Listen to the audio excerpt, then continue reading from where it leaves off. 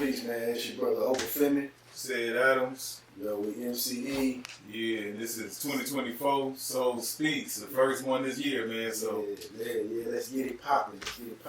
Man, yeah, 2023 was pretty good, man. Got to perform, got to go on the podcast. Yeah, got a lot of stuff going, man. For sure. It's only gonna trail over to 2024, man. So it's time, man. It's time. You stay on the incline. So. Yeah, man. Look, put in the comments, how y'all 2023 went and what y'all plan on looking for at 2024, man. And make sure y'all like and subscribe to the YouTube channel. That's MCESOLMUZIK, man. Make sure you like and subscribe to the channel. Already, man. Hey, today, man, we're just getting in a little bit of talking about the music, but we're talking about the impact that Black Power throughout the decades has had on all genres of music. And that's a subject, that we rarely get on, not us, but artists, period. You know what I'm saying? There's so many artists that came before, even before the 60s, that put a lot of that into the music. So we'll kind of touch on that. Yeah, I think, man, when we just think about what Black Power means, we can start with songs from the plantation, really. Yeah. I mean, even before that, but we just talking about the experience here out of slavery, them songs that was coded with messages to run away. Yeah. There's a song, they say follow the drinking gourd. Yeah. You know what I'm saying? I mean, this song was a code to tell you, basically, if you're running away, this is what's going to take you away. Yeah. You know what I'm saying? That's empowerment. Yeah. This before they would record music and all of this for us, man. Yeah. So kind of like a language, a code of talking, letting people know, different plantations or areas, this is the trail, right. This the route, and that just transferred even, from then to today, just taking a look at, a lot of people we talk about, but we don't talk about. Like we spoke on Nina Simone, but not just how much the impact that she put on music, you know what I'm saying, as far as like for our people. I think she had a very strong appeal. She emphasized her blackness, so it wasn't something that she was trying to hide or cover up with makeup, or you know what I'm saying. Like she was unapologetically who she was. Yeah. And I think people who listen to her music and you saw her perform live and stuff like this, they got that. You know what I'm saying. So she wasn't ashamed to talk about her black race. It'd have been dope to see live. Yeah. Definitely. Man, just to see her do her thing, man. She been plagiarized so much. People that took her music and probably never gave her props on it, but put it to some mess. Yeah. You know what I'm saying? Put it to some mess.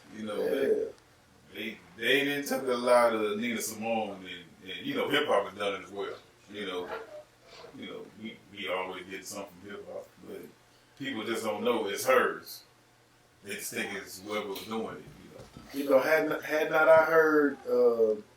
I think that my first time I heard of Nina Simone was through hip hop though. I heard Talib Kweli mention her name. Yeah. And it made me go out. I went to Record Rack and found Nina Simone greatest hits and bought it. You know what I'm saying? Just to kind of get a feel for her music. So man, just Billie Holiday. Yeah. I seen a movie they kind of recently done, and the government was after her for doing Strange Fruit. And she paid for it, but she wasn't here to do the song. And that's Black empowerment in music.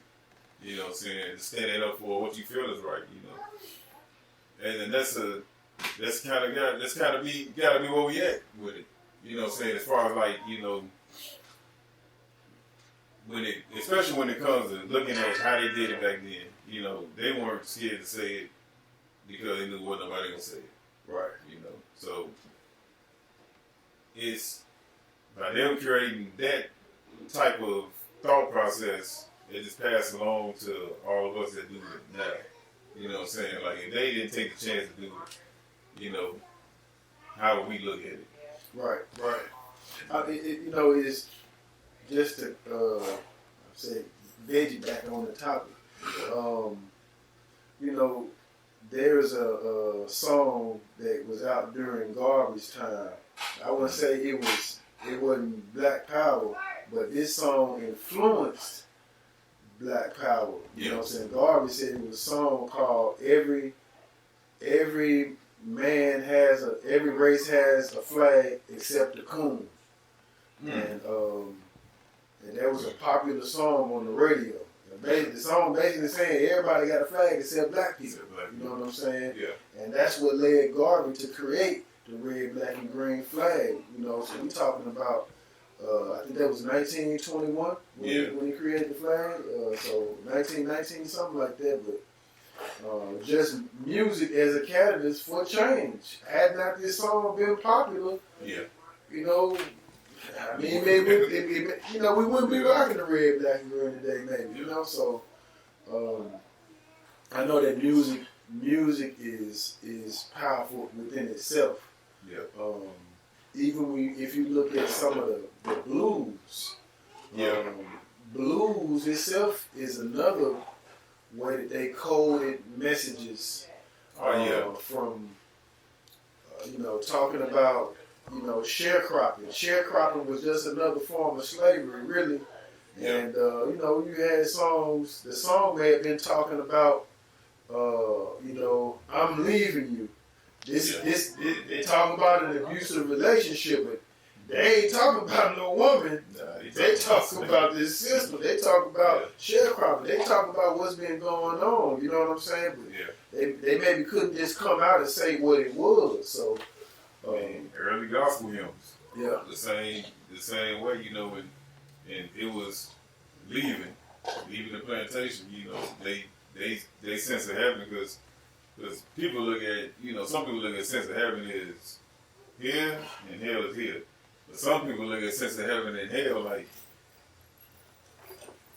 I'm in hell when I'm sitting here a slave, and I'm in heaven when I get free and I'm going somewhere else. Like it's a more personal, it's more I'm here up to date heaven. Not like I'm gonna die and I'm going there. Like I'm gonna get away from here and then I'm gonna be in heaven. You know. What they you know, Dre put it on that that Let Me Ride. Oh yeah. That's an old, very old song. Yeah. Swing down, sweet chariot, stop. Let me ride. You know, that's another one of them coded messages. Exactly. That's been passed down. Parliament Funkadelic took it. Dre took it. You know what I'm saying? I didn't know what they was talking about when I heard it from Dr. Dre. Until later, you know, when Parliament took it and they made it funk, but there was a message. Right. It was a message they was sending in there because they from around the times in the 60s, man. Like, it was coded in that type of language. You know what I'm saying? But yeah, man. So it's just reflecting, man. Like seeing the artists that inspired that you wish you had seen, like James Brown. Right. You know what I'm saying? Like to hear that he go in other cities and give his paycheck to the inner city and stuff like that, man. He was like a hero in every ghetto and different stuff like that, man. And to have a national song saying I'm black and I'm proud, that's something different. Yeah, you know I don't know a black person who ain't never heard that song, man. That's you know what I'm saying? They say they didn't. Yeah. Right, yeah. You know, that song is, I mean, that should be the Negro National Anthem. You know what I'm saying? I would rather hear that one than the one they got now, you know. Yeah, you know. I ain't gonna lie to you, man. Everybody different, though. You know? Right. Some folk ain't everybody different, though, man. But yeah. You know, I also think about, you know, when you start getting into, like, the civil rights movement, You know, they were doing boycotts, they were doing marches, the freedom songs. You know, was one of the songs that was ain't gonna let nobody turn me round. Yeah. You know what I'm saying? And they was facing dogs. They was facing sheriffs. They was facing all this. They were like, it don't matter what y'all throw us, we ain't finna stop. You know what I'm saying? They done shot tear gas and sick the dogs on these folks, and they got beat up and all kind of stuff. Yeah. They still came back out there and handled their business, man. Food, clothes, and shelter. Food, clothes, and shelter. Food, clothes, and shelter. What does it mean to you? Food, clothes, and shelter. The EP. 12, 21, 23.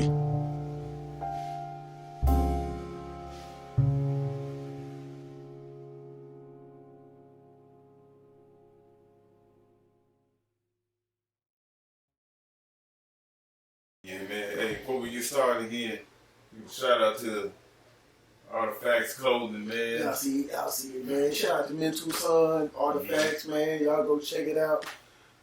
You know, new artifacts. Already. Yeah, man. Yeah, man. Just getting into, like I said, 2024, man, and looking at like the impact of Black Power in music. Yeah, man. You know, and just understanding how far we, you know, saying, like I said, we came with, you know, saying with music, how many different ways music's been done, and how many different categories of music. You know what I'm saying? Like, you don't see Black Power in the category. You know what I'm saying? But it's always been sparingly put in there, and you know it impacts what we got going on. So, you know, you hear stuff like, now this is a debate with Eminem and should he be the GOAT? But should be no GOAT in music, period. But it was said he can't be the GOAT because he's white and this is black music.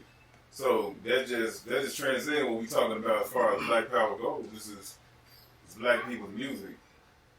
It's black empowerment. That's what we created the music for. Yeah, it shouldn't be a GOAT anywhere in the music. You know what I'm saying? In my opinion, you know, all of us got our own say in this music. And, you know, how we relate that message that we put out there. So, you know, that's my thing on it as far as like the GOAT. I really don't look at a list of rappers. I mean, to me, it's crazy to have so many of our own people co-sign to say somebody who's a guest in our culture as the best who ever done it. That's crazy, man. With so many people that done it before. Man, come on. And after still him, doing it. you know what I'm saying? So, that's crazy, man. You know, but I will say this, man. Like you said, to me, to say there's a greatest of all time, like, That's not. you know, to me that's irrelevant. Really? The music itself, that especially when we talk about hip hop, was created as an outlet for the youth to express themselves in the backdrop of poverty, racism, you know what I'm saying? You know, all kinds of social problems that was going on. So you didn't have the art schools to go to. So they got this group, the spray painted on the walls and trains and stuff. They didn't have the dance studios. So they got the cardboards and they started breakdancing in the street. And like you said, man, it was your expression of the music. It's how you express it. So somebody may go in here and do spoken word. We don't compare those things. We just look at it. It adds to what's already being done and what's about to be done. Because somebody gonna take it and make it different. That don't make it better. That don't make it. We gotta rate this. That just means that this person took a whole new outlook on what we already doing, what we already talking about. Because at the end of the day, if we talking about Black Power, we talking about Black Power. It don't matter how you say it. But you know, I gotta say this, man. A lot of black people are scared of the term ideology of Black Power, and so I mean, when you deal with that, you know, they not gonna put black and power in the same sentence. Yeah. You know what I'm saying? It's so far removed from a lot of our mindset. We ain't thinking about that. We think about greenbacks, dollars, money. That's what I'm saying. That's the power. That's the power. So money, power, respect. But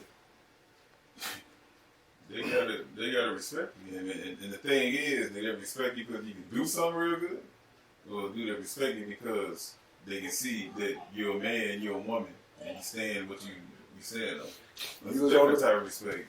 If you was on the plantation and you was there, you was strong, and you was a hard worker, and you was able to pull out a 500 to 800 pounds a day, you maxing out. They took you and bred you, so they could create more of you. You know what I'm saying? That's your worth. Is that a respect though? They don't respect you. They're just using you. You know what I'm saying? So that's the thing. Like we have to look at that. You know. So especially when we saying like we talking about black power. Now, black power. That's our slogan for using empowerment, self-awareness in yourself, self-esteem in yourself, self-confidence in the color that you are, which is black. This is what we are, and it's not to be put. We got celebrities like earlier. Me and my wife were talking about sports, and they say, I was saying, man, look, I don't look at celebrities or whoever you want to look at that kind of way. You know, if you're gonna look at a athlete and rate somewhere, then you can't be mad if they say Muhammad Ali is the greatest athlete of all time. We ain't just talking about because he won in boxing. We talking about when he was broke. He was in Chicago running down the street with no security, and he was talking to the people. He didn't hesitate. He didn't stop. He didn't disassociate himself from them. He didn't divide. He didn't say, "I'm better than you." You know, he was there. He was talking to them. And I'm saying, we don't have that now. It ain't got nothing to do with money. It got something to do with our disassociation from it, us dividing it. So that means we not harnessing black power. We harnessing whatever we can get from wherever it is that we consider a power. So that's why it's important that we talking about the music and putting it in there. The black power thing. Yeah, man. You know, I think that like you said, that's the idea, concept of black power as it relates to music. Music is a tool that can be used in many different ways, and you know, you think about the black arts movement with Amiri Baraka, and you know, you had jazz artists who were part of that movement. You know, the artists themselves wasn't even saying nothing, yet the music could be considered part of the black arts movement because not how it sounds per se, but the character and the way that these people carried themselves and what they meant to black people as a whole. You know what I'm saying? So, man, what's up? Yeah, you know, the brother said that the artist's role is to raise the consciousness of the people. Yeah. Artists have a responsibility to respond to what's going on around you. Yeah. And I mean, and I'm not saying that folks ain't. I don't think we may not look at it as a. I'm looking at the condition of my people and I need to do something, or I'm looking at my condition and I just want to change mine. And, you know, you got to get yours, and You gotta get mad. you know, well, you know what I'm saying? I don't care if your daughter listen to how I'm shooting people, or you know what I'm saying? It don't matter to me. Yeah. You know what I'm saying? Shield your child from it. Like, that's the attitude that, you know, I've heard artists express. Like, it's not my responsibility to raise your child. The athletes too. Like, you can agree or disagree with Barkley when he said, "I ain't a role model." To a certain degree, you shouldn't be, but to another degree, You are, because of the circumstance that we're in. You've been put in a position to be that. You know what I'm saying? Like, everybody wanted to be like Mike White. Because it was put out there that he was this type of, God in basketball. You know what I'm saying? Barbie, they look at you the same way, regardless of how you feel. You can go tell a kid, listen to your parents. I want to play basketball. My mama don't play basketball. My dad don't play basketball. You play basketball, man. You make a whole lot of money, man. You a role model now. So whether you want to be there or not, that can't be your excuse to escape away from responsibility. You know what I'm saying? And that's even with the music. Like, regardless of how much money we making, we can't run from responsibility of what we're saying and how it's reaching the youth. And we got to put in there, whatever we doing is reaching black youth every single day. Are we empowering them or are we stopping them from doing what they're doing? So we got to really take that into consideration. I know I do. I know I do. I think it's critical at this point in time, man. It's been critical. Like, we are definitely at a crossroads. It's almost like folks is drawing a line in the sand. So you either with the people or you against the people. It ain't no straddling the fence. You really can't be today I'm for the people, but I'm still going send the people image to here. I'm still about doing and saying whatever I need to do to make this bread. Like, you're gonna have to choose a side. That's what we get today. You know what I'm saying? So you either gonna do some music that's gonna help empower the people, or you really against the people. I don't care how many turkeys you give out in the community. Yeah. I don't care how many Christmas gifts you give away. You know what I'm saying? Them tax write-offs, man. Like, that ain't it.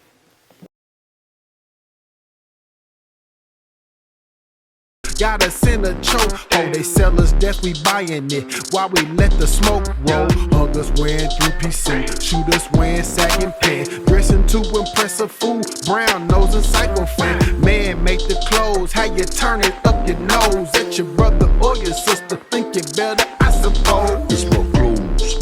You wanna look good, I understand, don't get me wrong. But when you're home, it doesn't matter what you got on.